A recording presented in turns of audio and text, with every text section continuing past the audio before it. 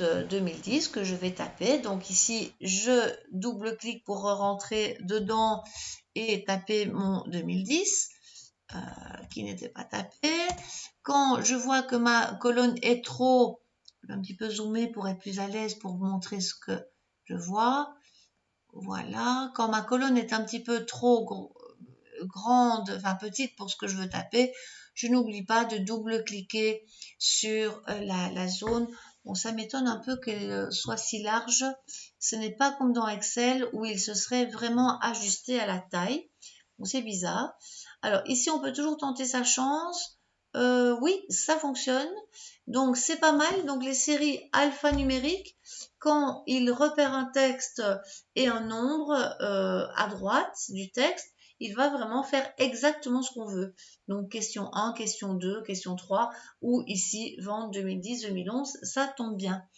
Alors je tape comme avant le texte, donc Dupont, Durand, Van Belle, Pels, Durieux, enfin là vous pouvez un peu avancer parce que c'est sûrement très ennuyeux.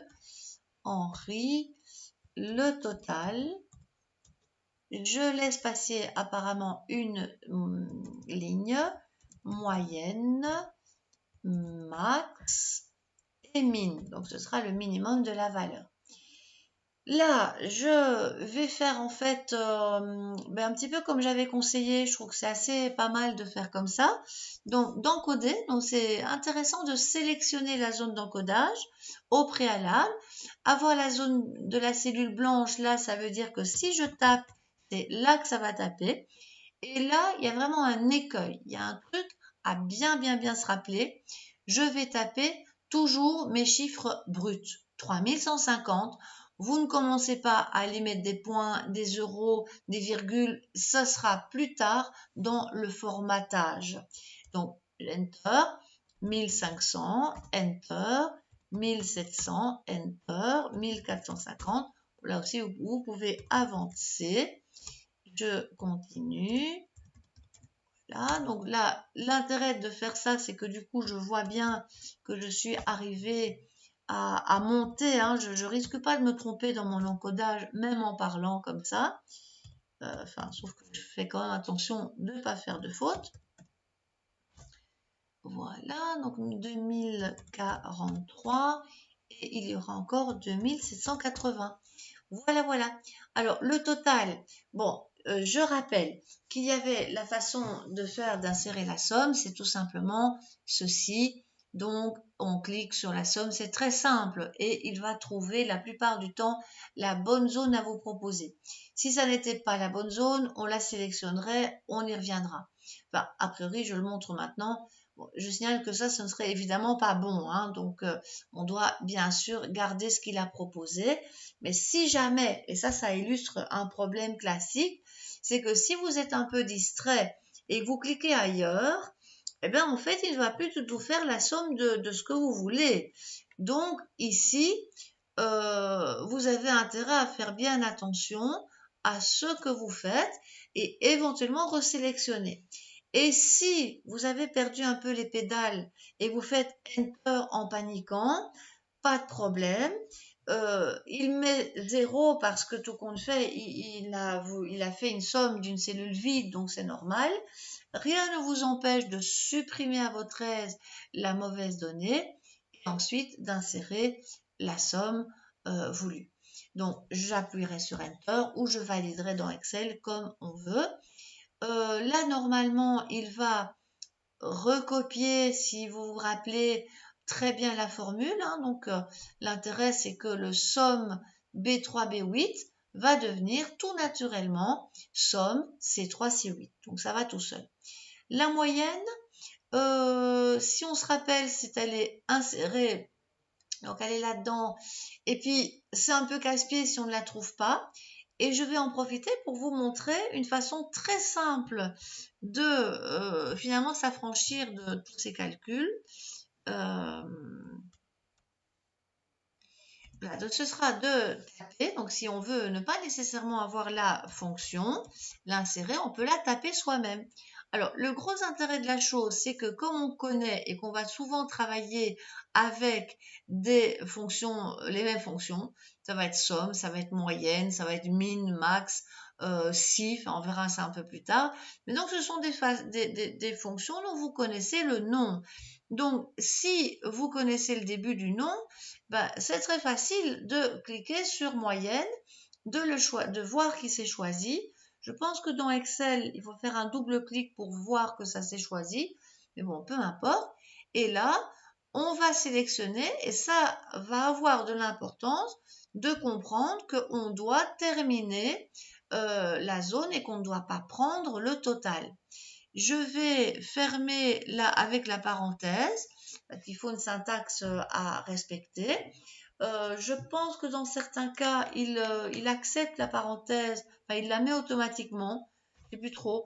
Oui, on voit bien qu'il l'a mise, même si vous l'oubliez. Mais bon, je préfère qu'on s'habitue quand même à la syntaxe. Donc, je récapitule. J'écris égal. Je tape le début de la fonction. Je choisis moyenne ici. Et je vais aller chercher ceci. Voilà, je ferme ma parenthèse et j'appuie sur Enter. Et c'est fait. Sauf que c'est pas tout à fait ce qu'on veut parce que on aimerait pas de décimale du tout. Donc ça, si vous vous souvenez, il y avait réduire et ajouter. On l'a vu à l'exercice précédent. Et là, eh bien, on va réduire. C'est très simple à faire. Alors, c'est l'occasion de voir ce qu'il fait. Il ne tronque pas, il ne rogne pas le chiffre, il va l'arrondir. Donc, ici, si je fais un saut d'arrondi, il va passer à 7. Mais ici, par contre, il va aussi passer à l'unité supérieure, donc à 2, ce qui est exactement ce que j'ai là. Alors, c'est intéressant de faire ce genre de choses, de réduire les décimales avant de recopier. Comme ça, on a déjà gagné ce format. Il n'y aura pas de décimales non plus pour la moyenne recopiée et qui est tout aussi bien recopiée puisque la première moyenne, si vous regardez bien, c'est moyenne égale moyenne B3, B8. Et bien sûr, ici, c'est la moyenne de C3, C8. C'est tout à fait logique, puisque C3, C8, ce sont les valeurs de Dupont à Henry, tandis que B3, B8, ce sont les valeurs aussi de Dupont à Henry, mais pour 2010. Alors, le max, eh bien, ça va être tout simple, surtout si on connaît la formule. En fait, il y a une formule qui est assez proche en tout cas qui permet d'un petit peu comprendre, enfin faire émerger des informations d'une liste de données. Et donc, max, on voit d'ailleurs qu'il y a d'autres fonctions qui commencent par max, mais c'est surtout max qui m'intéresse aujourd'hui, bien sûr, et je la choisis. Et je veux le maximum des valeurs. Donc, par exemple, pour essayer de voir la personne qui a peut-être le plus vendu en 2010, bien si, ici je le vois tout de suite, mais si j'avais 500 chiffres dans mon tableau ou plus, ça serait compliqué. Donc, c'est très, très, très facile à faire. Et cette fonction va évidemment très, très bien se recopier de la même façon. Ça revient à la même chose. Là, j'ai fait une petite bêtise. CTRL Z pour annuler et recopier, puisqu'en fait, je m'étais trompée, je déplaçais plutôt que recopier. Voilà, ça c'est toujours bon. Ici, je fais égal, min, voilà, ouvrez parenthèse, là, elle est d'office donnée. Je resélectionne cette même zone, je ferme ma parenthèse, en vérité pas nécessaire, mais c'est une bonne habitude. Je recopie et j'ai exactement ce que je veux. Voilà, donc j'ai renommé, j'ai saisi les données, calculé le total, calculé la moyenne, min et max. Maintenant, il ne me reste plus que l'entête et le pied de page. Et puis, en fait, je vais rajouter un petit quelque chose pour que ça soit joli.